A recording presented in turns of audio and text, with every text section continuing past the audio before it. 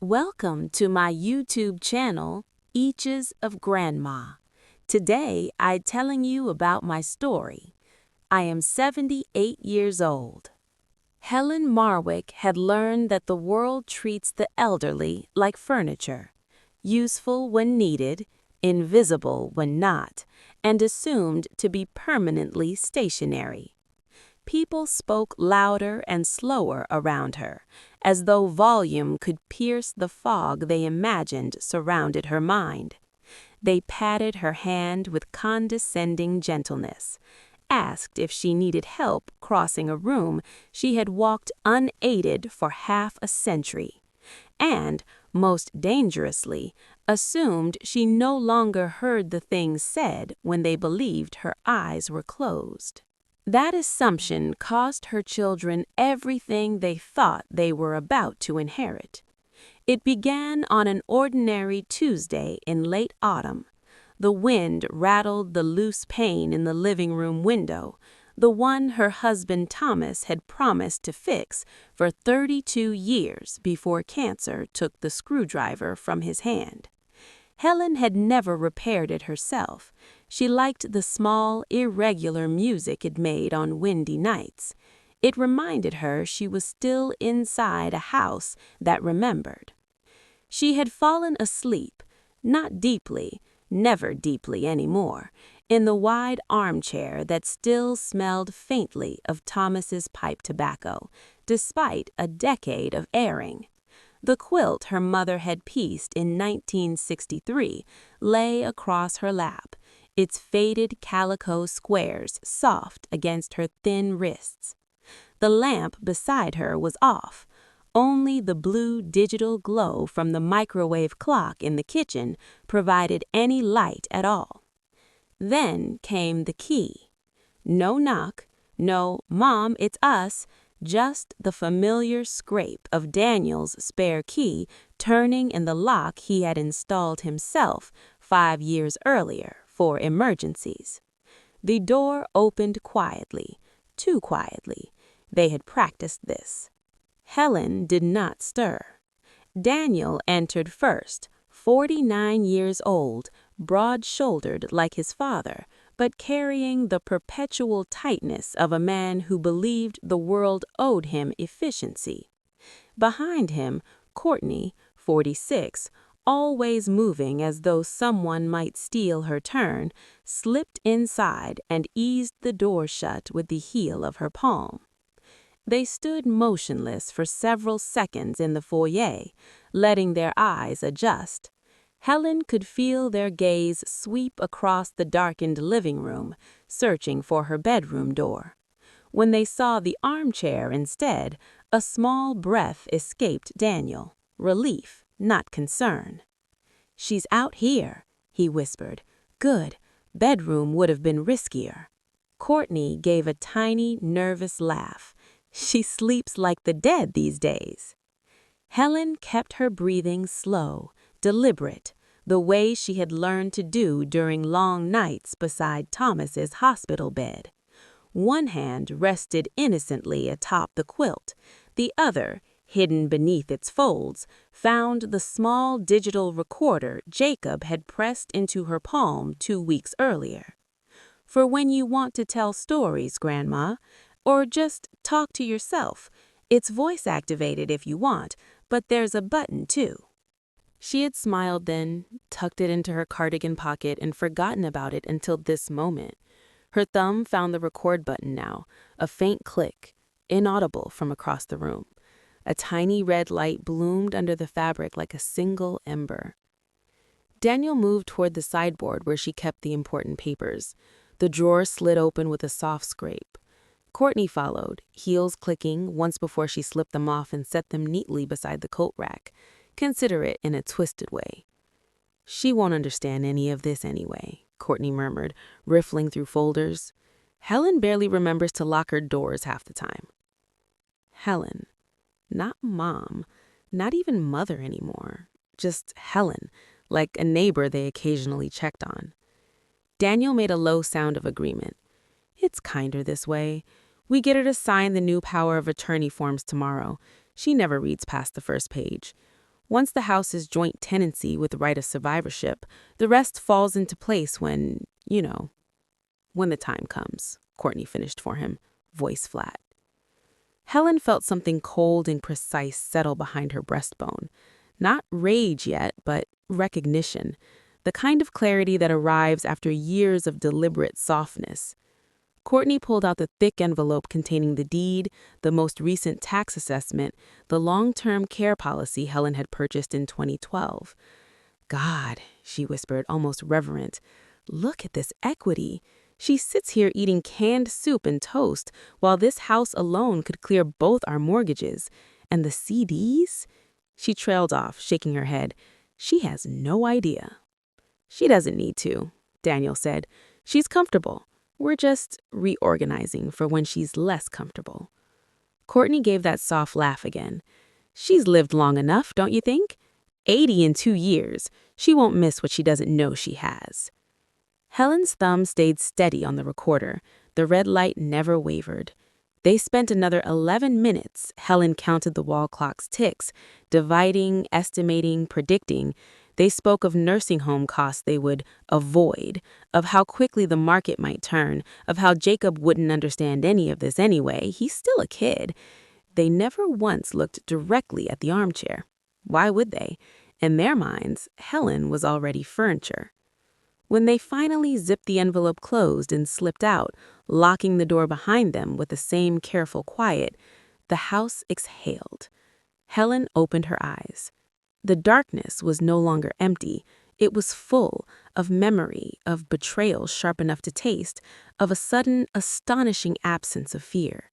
She waited 10 full minutes before moving. Then she reached beneath the quilt, pressed stop, and cradled the recorder against her chest like something newborn and dangerous. Morning arrived the way it always did.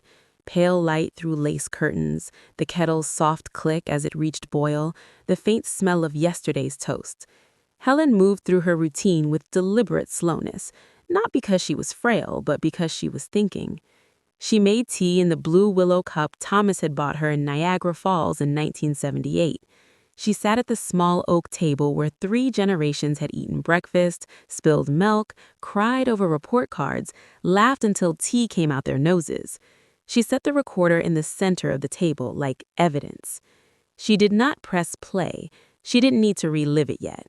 She needed only to decide what came next. The knock came at 10:17. Only one person knocked like that, soft, hesitant, as though afraid of disturbing dust motes. "Grandma, you up?" Jacob. She opened the door to find her 19-year-old grandson standing on the welcome mat in a faded university hoodie, hair uncombed, eyes bright with the particular worry only the young can carry without shame. "I didn't sleep great," he admitted as he stepped inside. "Kept thinking I should check on you." Helen touched his sleeve. "You're here. That's enough."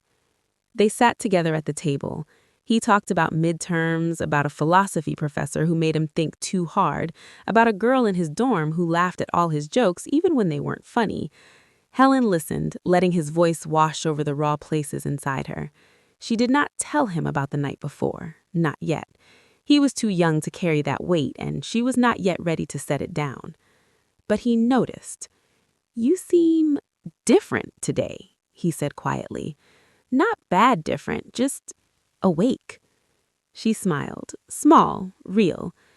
"Different can be good, sweetheart. Sometimes it means the fog finally lifted." After he left, promising to text her when he got back to campus, Helen returned to the kitchen. She opened the bottom drawer of the sideboard, the one they had searched last night, and removed every important document she could find. She carried them to the table in 3 careful armloads. For the next 4 hours, she read. She read policy she had signed without scrutiny. She read bank statements showing automatic transfers she had never authorized. She read emails Daniel had forwarded for her records that contained language she now recognized as preparatory. She read until the print blurred and her neck ached. Then she stood, slowly, and walked to the hall closet. On the top shelf, Behind winter coats no one wore anymore sat a steel lockbox Thomas had bought in 1995. Inside were the originals, their joint will, never updated after his death, the deed from 1974, savings bonds purchased when Daniel was born, a life insurance policy listing Jacob as contingent beneficiary, just in case. She carried the box to the table, too. By evening, she had a list, written in her careful, slightly shaky hand, of steps to take. Not revenge, protection. The next morning, she dressed in her navy cardigan, the one with the mother-of-pearl buttons, and took the city bus to downtown. She had not ridden public transit in 12 years. Daniel had always insisted on driving her. Today, she wanted no witnesses. Mr. Bennett's office smelled of old books and lemon polish. He had been Thomas's lawyer, then hers, though she had not visited in nearly a decade. "Helen," he said, rising, "it's been too long." "I should have come sooner," she answered. She set the recorder on his desk. He listened without speaking. When the file ended, he exhaled slowly through his nose. "You have clear intent to defraud here," he said. "Coercion, undue influence. We can lock everything down today if you want." "I do." They spent 3 hours building walls, revocation of all powers of attorney, an irrevocable trust naming the house and primary accounts, removal of Daniel and Courtney from every joint designation, Jacob as successor beneficiary, but no management authority until age 25. A formal letter to the bank freezing all external access pending new signature cards. When she signed the final page, her hand did not shake. Walking back to the bus stop, she felt the November wind against her face and, for the first time in years, did not hunch against it. Daniel arrived unannounced the following afternoon. He carried another thick envelope. "Mom, we need to talk about the insurance adjustments." She met his eyes. "Sit." He did, reluctantly. She let him explain the papers. She listened politely. When he slid them toward her, she read every line, every clause, every footnote. "This isn't insurance, Daniel." His smile tightened. "You're overthinking." "I'm reading." Silence stretched. "I'll need time," she said, "and counsel." "Counsel?" He laughed once, short, disbelieving. "Mom, come on, it's me." "Yes," she said softly, "it is." He left with the envelope, jaw set.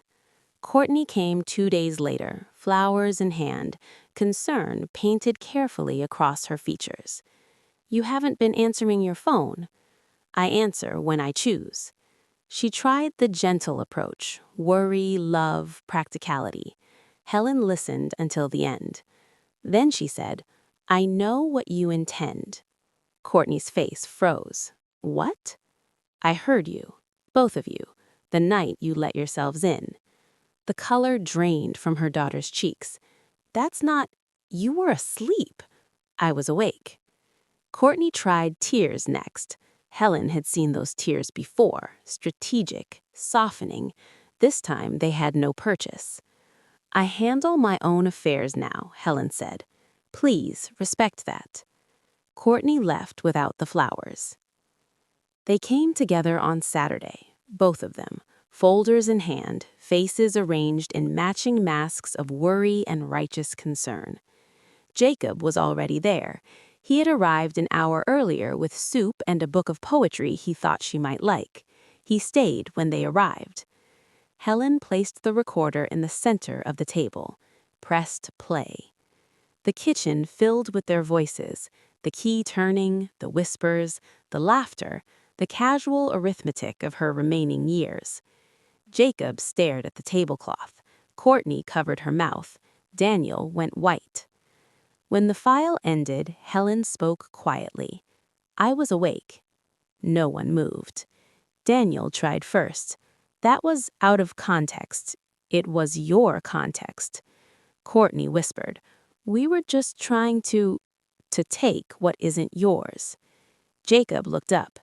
Grandma doesn't need you to manage her. She needs you to see her. Silence again, longer this time. Helen placed the trust documents beside the recorder. The house is protected, the accounts are protected, your access is gone. Daniel stood. You're cutting us out. No, I'm keeping what's mine. They left without ceremony. No slammed doors, just footsteps fading down the walk. After the door closed, Jacob reached across the table and covered her hand with his. I'm proud of you, he said. Helen turned her palm up and held his fingers. I'm proud of me too. That night she sat in the armchair again, quilt across her lap. The recorder rested on the side table, silent now, its work finished. Outside, the wind played its old song through the loose pane. Inside, the house felt different. Not empty, not lonely, simply hers. She closed her eyes, not pretending this time. She rested. And for the first time in many years, rest felt like victory.